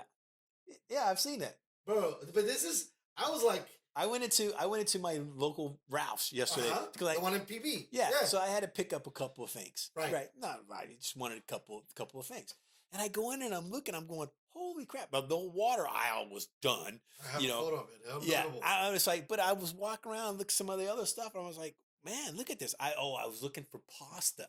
I thought that was done, right? It's gone. For sure. There was a few things that were there, but it was nothing that I wanted to get. I'm like, well, I got enough at the house, maybe but I was just basically meandering through the store and just seeing what was taken. Meats. Yes. Right. The meat. So anything I would assume because I went through the vegetable gone. Done. Yes. Gone. Yes. I was like, man, I was gonna buy a couple of oranges and I was like, man, they were hard as a fucking tabby. They were hard as a rock. I really like rigatoni. Oh yeah. But they had all this spaghetti and no one touched it. And I was like, I can fuck up some spaghetti because you could do it in white wine. Right. Red sauce, whatever. And she's like, no. Meanwhile, now I'm like, fuck, you should have let me get one of those goddamn It's gone now. It's gone. Yeah. Dude, there was no cans. Yeah. No canned goods. Yeah. And it's just people are freaking out. It's like, guys, relax. I know, but if they're talking about a 2-month shutdown of the United States of America, bro. That's not too much. Bad. Let's say 2 weeks. Yeah. I think that's a little out of control. But I mean, it reminds me of what was it, 80 Yeah, No. tell me, because I was trying to talk to my mom about shit that made people like pandemonium, right? Like in New York, they had a huge blackout. There was pillaging. In the 90s, right, you had the Rodney King Well, riots, right? before then, 94, we had the earthquake, Right? and but it was everything was shut down, because wasn't electricity, there wasn't gas. Everything was shut down. You couldn't go to the store because there wasn't a store because it fell in.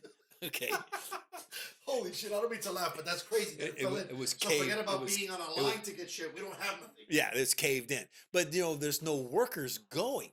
So if they're quarantining it to the point to where the workers aren't able to go to the stores, now you can't get into the stores to get stuff. So I'm thinking, all right, well, I think I got enough to survive. I got a couple jars of peanut butter and Right. loaves of bread, so I can survive off that. How old were you when that happened? Did you have Tabby already with you or no?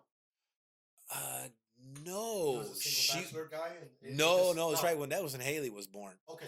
Yeah. So that was because I think it's different when you're reaching a meltdown and you're solo versus Right. when you have to deal with that and you have a family. Yeah, and you gotta yeah. manage all that Well, shit. yeah, because Right? there was still, the boy, he was 5, and and the woman was just, that's why I call Haley the earthquake baby, because she was born 2 weeks, 20 minutes after 2 weeks, 2 weeks, 20 minutes after the earthquake, and I was like, whoa.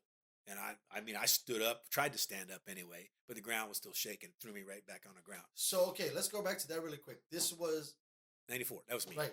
Okay, cool. So how long did the earthquake last? Because I remember the first earthquake I was here, I didn't even know what was happening. It was a good while. What? What happened? They're losing the whole entire world is losing their mind. Somebody I haven't heard from in a long time. Cool. But yeah, that was a trip, So I mean, I tried to get up, boom, fell right back down. I mean, it lasted for a while, and it was 5:30 in the morning, so it was still dark. Try to get up, but the girl was pregnant, and I was concerned because it was close, right, close time, and she wasn't laying next to me, and I was like, whoa.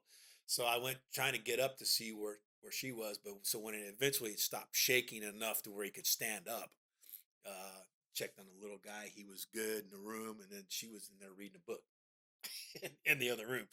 And I was like, holy cow, you all right? We're like, good. So get out of the house before it falls in, right? So we went and sat in the car, and we kind of waited, turned the radio on, was listening to see what was going on.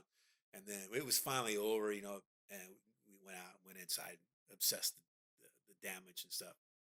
But yeah, it was crazy. How long did that last for? The aftermath, was it just 2 weeks until everything got up and running, or how long? No, months. It was a month at least, because the water. I mean, it was busted gas lines, water lines. So we could go. We had to drive across town. I was living in the valley in L.A., in San Fernando Valley. Yeah, I just was gonna ask where you were. Yeah, and so I was right next to the epicenter. That was when you were with Tiana, right? Yeah, I was right in the epicenter of the shit. Fuck. We had to drive to Pasadena to get water. Wow. That's across the valley. So now back to your shit about the water from the sink. There was no water coming into the home. You know, it was contaminated. Fuck. Yeah, you couldn't drink it. Yeah, there was nothing. There was no electricity, so you couldn't get gas in your car because the pumps were down. Couldn't get ATM because it's all electricity. Right. You can't do any of that stuff. So it's all shut down. There was nothing. At least we still have electricity. We have electricity. Yeah. We have water coming out of the sink. Yeah. Still, it's not contaminated. Right. There's none of that. So you can drive your car. You can still get. But there was nothing. I mean, it was pretty gnarly. So, but as for food, It was. you just had to go to get further. and but they're few and far between. But I mean, it Really? shook L.A. L.A. Wow. was trashed. So that earthquake happened, and then very little bit after that, that's when the riots happened. Right after. No. That was the riots were before then. Oh, got you. Yeah, Rodney King was in what 91? Yeah, Something around. yeah, there. it was 91. Because and then those riots only happened in the inner city, right? Like they weren't. Yeah, it was affecting neighborhoods like where you guys lived, right? I wasn't even. Yeah, you weren't even there, right? No, she wasn't. We didn't even know each other. Right. Yeah. Were you still on the East Coast? No. I was in L.A. and I was working with Seals and Crofts then, and yeah, I was working in a club in Hollywood when it actually went down. So I was in a club in Hollywood. Yeah, I went into this club in Hollywood, and the shit was. I mean, went down that night. So I was in Hollywood. All you could hear was sirens. The front door was open. Nobody showed up. I was standing there. I'm like, I'm here. To work. I think maybe one band might have came in there, but nobody was doing anything. It was chaos. It was freaking chaos everywhere. That fucking sucked. So Oh, when it happened, that was the riots that were chaos, not the beating, right? Because the beating, nobody knew anything about it until they released the beating. footage. No, the beating happened It's way when the cops got off, right? Yeah. That's what sparked that whole movement. Yeah, right. That's when they said not guilty, boom, and that's when fucking people started losing their mind. Oh my God, it was insane. Sirens everywhere. Well, needless to say, fortunately for me, a couple of days after when all this crap was going on, I was leaving town because I was going on a tour. With Northridge. Yeah. Oh yeah. So I'm leaving town. I'm leaving town, leaving on this tour, and what do I see? Me and the buddy, only guy I was working with, leaving out of Hollywood, and all I see is tanks and they brought in all that shit for National Guard. National Guard was rolling into town, and we could see it, as we were on the overpasses as we were getting out of town. And we were like, holy cow, man, we are leaving at a good time. So we left town. We went to Vegas. We were in Vegas for a week before. And then we got to come home for a few days before we left on the rest of the tour. And so when we got back, it had calmed down quite a bit, which was kind of nice. But still, people were crazy. They were out of their minds. Yeah, it was a scary time. I didn't even know that whole LA shit. And it was nuts. I mean, it just, people were just doing stupid stuff like people do. It's like, come on, you guys.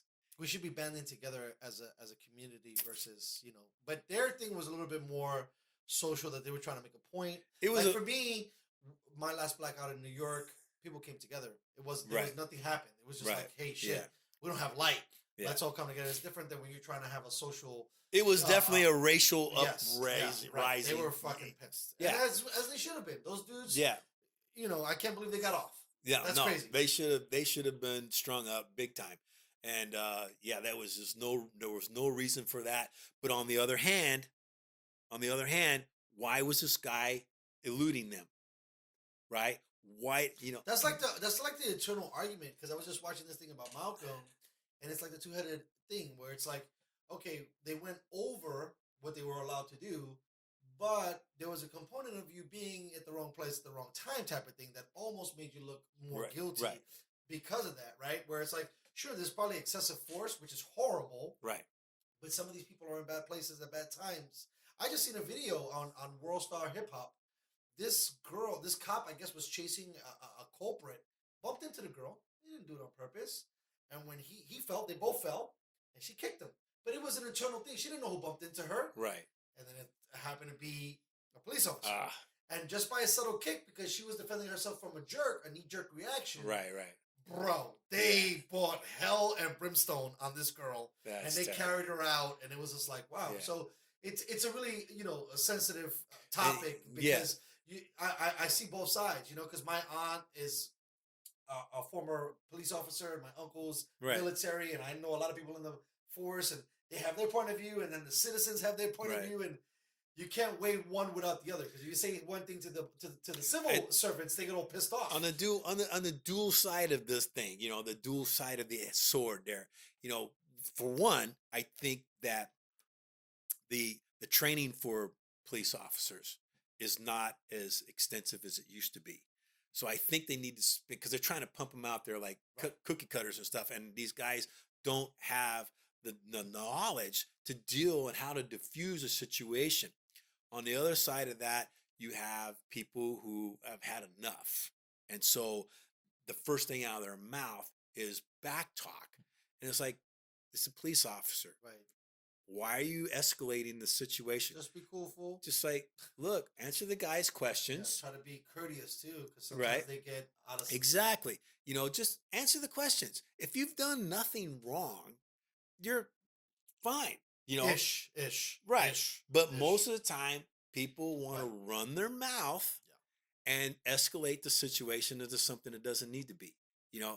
Okay, great. I don't know about you, been arrested. I've been arrested have. many times. And I'm always pretty I've- nice to those guys because I don't want them to I'm beat the like, shit out of me. You know what I mean? It's only happened once to me where there was an altercation and I paid the price with the blackjack on the leg. You not- fucking hippie. Not cool. It was Right. not. It was not cool. It was a bad time in my life. Back then. But they were pushing me around, and I was wanting to know why. Nobody was giving me a reason why they were That's the pushing me around, and so I elbowed a dude in the nose, and I got the blackjack. Sound like my brother. Got the blackjack, Yeah, man. My brother's been in some So- situations. But the thing is, though, okay. Look, any other time, yeah, turn me around, put the handcuffs on me. Okay, now what? So if you think about it in a calm fashion, now you've got the police who got you in handcuffs, throwing you in the back car, doing you whatever, and then they come to find out, oh, well, we're sorry, blah blah blah. Well, guess what, guys? You get to talk to my attorney now. Facts. I think that's a component that a lot of people don't think about. Sure, take the ass whipping, and then sit the back of that thing, and as soon as they fucking release you, go seek a fucking attorney. Making and my say, call. "Listen, you guys are gonna pay for this shit." But Exactly. people False don't. imprisonment. Yeah, that's It's simple as that. But get out of your ghetto mind and just like, okay, take the abuse for a second. It might be, but if you fight back, but because it's gonna get worse. you're gonna get jacked, man. Yeah. When you have 8 cops beating, I can't breathe, bro. Facts. Seriously, it's a big deal. My brother's been in that same situation. Yeah. But you know why? Because he fought back. Yeah. If he would have took the fucking L, they would have put him in the thing, and they check your shit, and then they figure it out. And I mean, it sucks that saying sorry doesn't carry weight Right. in that situation. But- But fuck, they're gonna let you go, and then you might fight to live another day, or whoever knows. Like for you to get killed over a stop and search type of thing, Right. it's Right. silly on your behalf. So, like but- survive the situation. Right. And So go then tell him. then take your Yes. course of action after that. Guess what? You're gonna be a lot happier because your bank's gonna be a lot fuller.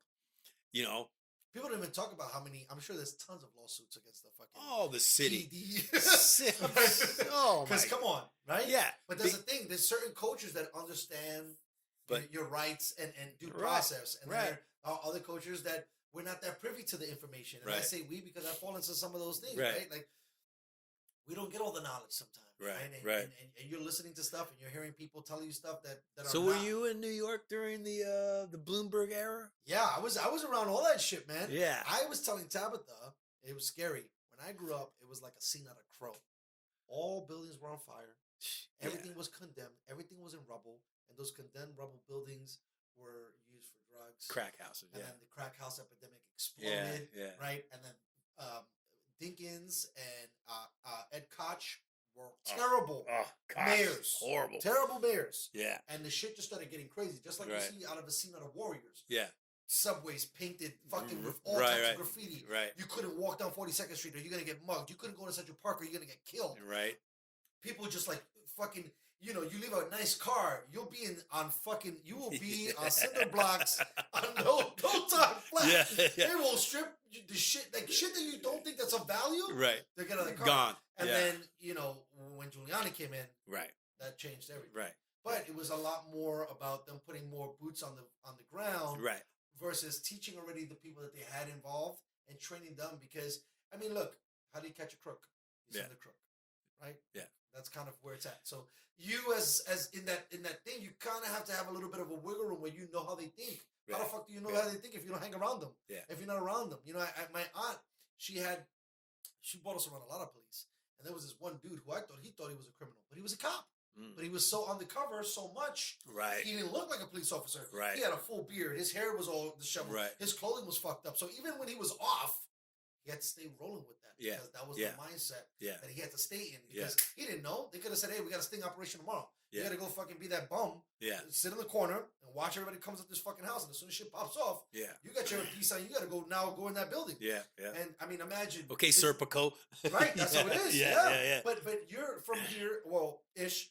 LA and New York, those are the two places where probably, criminal masterminds are at their highest. Yeah, so you need to get a different level of police officer to follow up with these guys. I think if they spend more time and they teach these guys. Right, that's what Giuliani I think screwed up instead ish. He didn't screw it up entirely, but instead of working with the structure he had, he just added more boots. Yeah. So that thinking got spread to a lot of motherfuckers. Right. So now the 90s were crazy, but towards the tail end, things changed.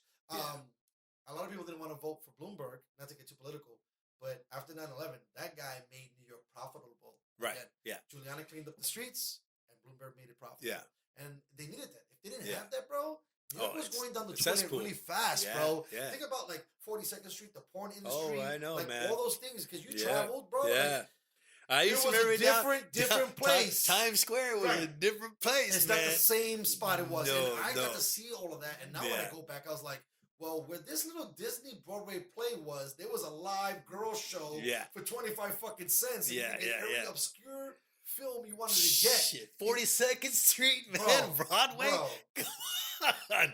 Yeah. Even taking Tabitha there, she didn't get it. Yeah. Because I'm like, this is nice now. Like, you could walk through Hell's Kitchen. There was a point in New York you couldn't go through 8th Avenue, 9th Avenue. You get stabbed. You'd be done. Yeah. You'd be done. You would look and you'd be like, do I really want to roll the dice? Because I know I'm going to get killed if I walk down that block. And I've had that feeling myself. And that was like late 90s feelings. Yeah. Well, I'm talking about late 80s. No. I'm saying that it lasted even to that long. Oh, yeah. For sure in the 80s, you were fucked. You were like, oh, shit, let me go. And in the late 90s, I'm like, should I?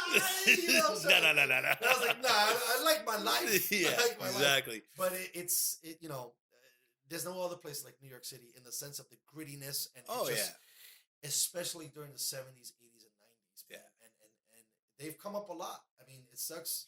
The Bronx hasn't really followed suit, but Brooklyn changed. Queens changed. Yeah. A lot of these other places. I mean, it's parts of gentrified. Yeah. Harlem. Right. Come on.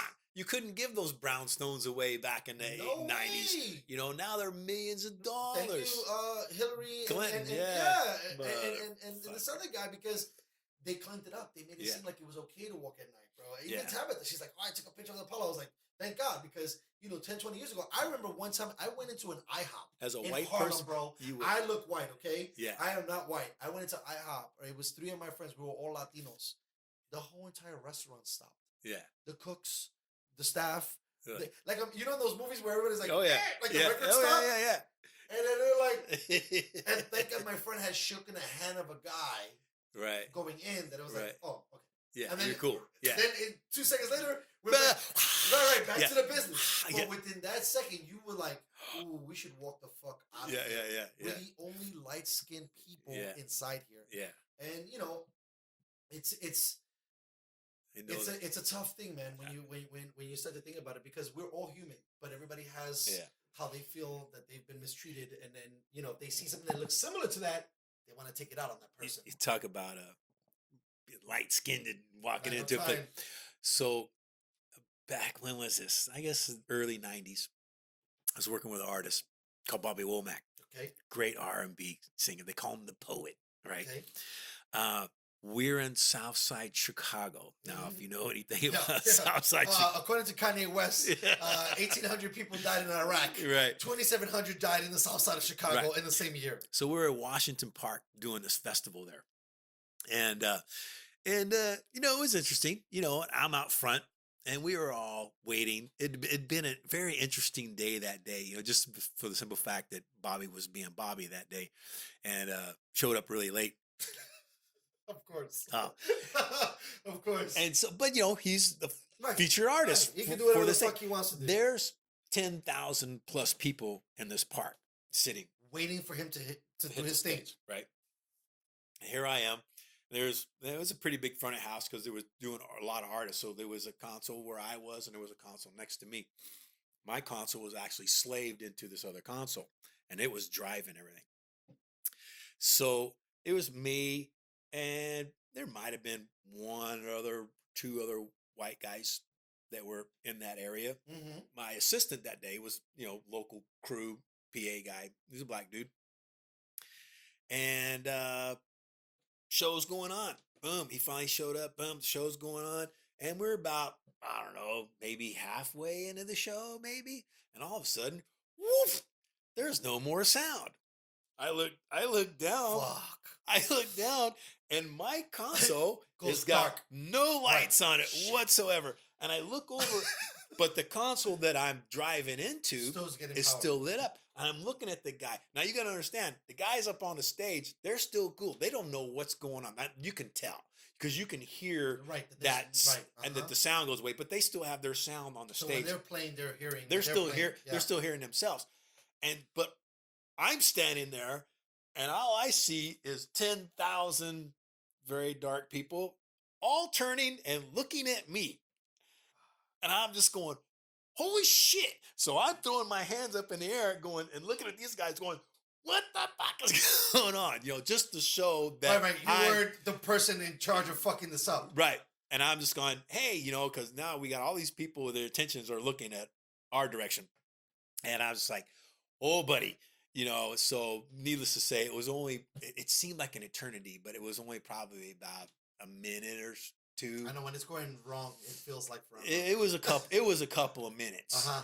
And then boom, everything It just kicked back on by itself? Well, come to find, and then when the show was over with, when it was said and done, and we're going on our way, guy comes up to me and he shows me it was a electrical plug, and they were talking good 50 amps, big ass man, and it was melted. Because you guys were sending so much energy through that shit? I don't know why. What happened? Something somewhere got shorted. Something got hot. Whatever. It was a short. Whatever. But this plug, boom, done, and it took out that section of power. Because I think there might have been like 2 generators running everything. Because there's a lot of power. Plus, it's a park, so you have Jenny's or whatever that's happening. But that was one of those instances where like Animal House. Yes. Hey, Otis, right? Right. And it was just like, holy crap, one of those things, but it was just, I'm there. I'm like one of 2 or 3 white guys in this place, It's hard, bro. And then they just judge you so harshly, and who knows what the bag that they're bringing into their frame of mind. Yeah. Fuck. Do you remember what year this was? It was, or like ish 70s, 80s? No, it was 90s something. 90s. Yeah. And you was in LA? No, it was in Chicago, Southside Chicago, Washington Park, man. Fuck. Yeah, it was crazy. It was in the middle of the day. It wasn't, nighttime or anything like that. So, but it was just, one of those things. But I think that, it's a weird thing. And everybody has their version of prejudice when they want to look at things not going their way. And I always try to think, wow, man, as humans, as we've evolved, you would think anyway that this would, go away. And I don't know how we got on this subject. No, we would don't worry about it. It's all good. I was finish your thought. When I went to school, when I went to Atlanta. Right. So this was 86. I'm like, hey man, it's 1986. Right, you're thinking like, hey, we're supposed to be cool. Uh-huh. Okay, I know. Yeah, hey, we're in Atlanta, and so it might have been. I was there in 86. It might have been between there and 87 when this happened. There was a black family that moved outside of what they called the perimeter. The perimeter is the freeway that run around the interstate that ran around outside of Atlanta, 285, Interstate 285. Apparently, this black family had moved to this little town outside of this perimeter, on the north side. And I guess that was not welcome. Mm. And I'm watching the news and I'm seeing this and I'm going, are you kidding me, man? They're burning a cross on these people's front yard. Wow. Yeah. I was blown away. You're talking about a white kid from the West Coast and I'm seeing this and I was like, whoa, wait a minute, man. This is 1950 or 1960. Right. This is 80s. I can't believe what was going on. You guys thought you guys were woke in the 80s. I thought it was all done. And it just blew me away. I couldn't believe it. So it just amazes me on how all that how that transpires. And then the guy got in office. Now we're in the 2000s, the new century. Right. Oh yeah, it's equality across. Right? Man, this dude, and then you start seeing it every day over the past 5 past years. It feels like we're in 1965 again. Yeah, I was like, what is wrong with you people, man? It's insane. Yeah. So I wanted to thank you, Anthony, for coming out and joining the show. Thank you, Dustin. For sure, bro. We got to have you come back on and talk some more. Thanks for visiting. I appreciate it. Thank you for having me. For sure, bud. Peace out.